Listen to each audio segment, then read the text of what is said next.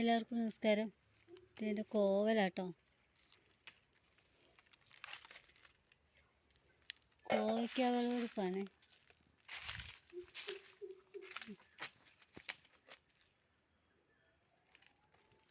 ഈ മഴയൊക്കെ മാറി, മഴ വന്ന് 2-3 മഴ പെയ്തപ്പോഴത്തേക്കും നല്ല ഉഷാറായി. കോവലൊക്കെ നല്ല ഉഷാറായി. ചെറിയ കോവയ്ക്ക ഇഷ്ടംപോലെ ഉണ്ടായി തുടങ്ങി. ഇടയ്ക്കൊന്ന് സ്റ്റോപ്പായായിരുന്നു. ഇടയ്ക്ക് ഇവിടെ എല്ലാം കോവയ്ക്കുണ്ട്.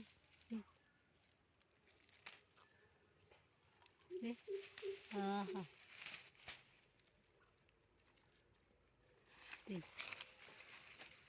ഇടയ്ക്കൊക്കെ കോവയ്ക്കകൾ ഒളിഞ്ഞിരിപ്പുണ്ട്. ഇനിയുണ്ട് കേട്ടോ ഇടയ്ക്കവിടെ.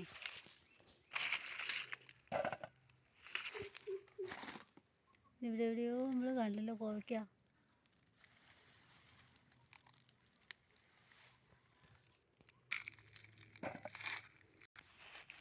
ഈ കോവയ്ക്കകൾ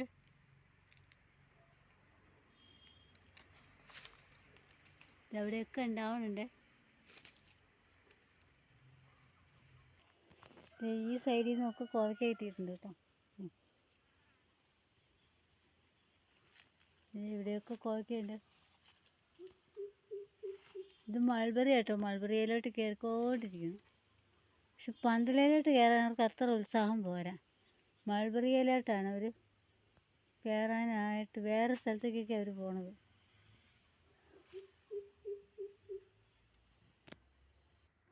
നമുക്ക് ഇത്രയും കോവയ്ക്ക കിട്ടിയിട്ടുണ്ട്. ഇത്രയും കോവയ്ക്ക നമുക്ക് തോരനുണ്ടാക്കാം. ഇനി അവിടെ ഇവിടെയൊക്കെ കാണുമായിരിക്കും. മുകളിലൊക്കെ ഞാൻ മരത്തിൻ്റെ മുകളിലോട്ട് കയറിപ്പോയിട്ടുണ്ട് കേട്ടോ. കോവൽ മിക്കവാറും അതിൻ്റെ മുകളിൽ കാണും. പക്ഷെ എങ്ങനെ പറിക്കും?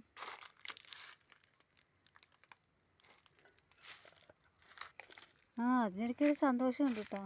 എൻ്റെ തായ്ലൻഡ് സപ്പോട്ട മുട്ടിട്ടു. 2 മുട്ടുണ്ട്.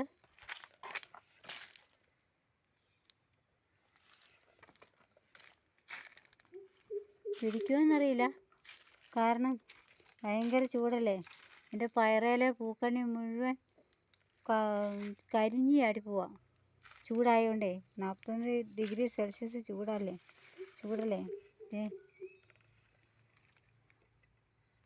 പിന്നെ മാതളനാരകവും പൂത്തു. കുറേ പൂ ഇട്ടതായിരുന്നു, എല്ലാം കരിഞ്ഞ് ചാടിപ്പോയി. എൻ്റെ മാവ് പൂത്തത് കാണിച്ചില്ലല്ലോ. ഈ മാവ് പൂത്തുകൊണ്ടിരിക്കണം.